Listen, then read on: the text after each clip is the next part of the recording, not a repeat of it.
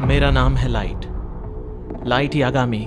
मैं एक स्टूडेंट हूँ और एक दिन मैं अपनी क्लास में बैठा था। मैं खुश नहीं था क्योंकि दुनिया भर में हो रहे जुल्म और सितम से मैं बहुत दुखी था। जहाँ देखो वहाँ खून खराबा था, हर तरफ दंगे फसाद हो रहे थे, हर तरफ खबरों में बुरे लोग छाए हुए थे, आतंक बढ़ता जा रहा था। ऐसा लग रहा था मानो पूरी दुनिया जुल्मों की वजह से थम सी गई हो। किसी को भी मौत के घाट उतार देना, किसी का भी अपहरण करके उससे फिरौती की डिमांड करना, ये बहुत आम हो चुका था।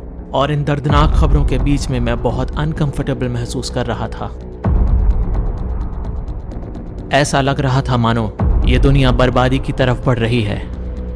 तभी मेरी जिंदगी में एक बहुत बड़ा बदलाव आया।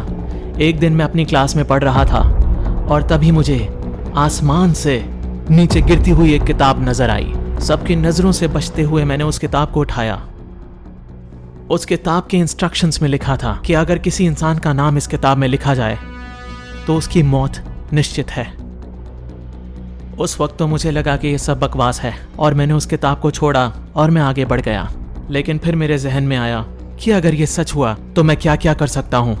मैंने उस किताब को उठाया और अपने साथ घर ले आया। डेथ नोट में लिखा था कि नाम के साथ उस इंसान का चेहरा भी जहन में होना चाहिए, ताकि अगर दो लोगों का एक नाम है तो जो बेगुनाह है उसको फर्क ना पड़े। नाम लिखते ही उस इंसान की मौत 40 सेकंड्स में हो जाएगी।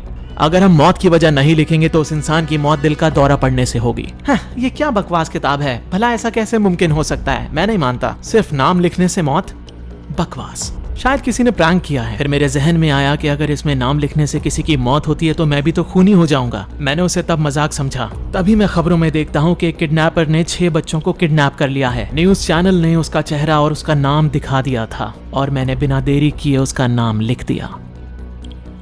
40 सेकंड्स गुजर चुके थे और मैं ये जानकर जा ही रहा था कि ये सब बकवास है और तभी खबरों में बताते हैं कि उस किडनैपर की मौत हो गई है। तब मुझे लगा कि शायद ये महज एक इत्तेफाक था। मैंने इस बात की पुष्टि करने के लिए कि डेथ नोट काम कर रही है एक और बात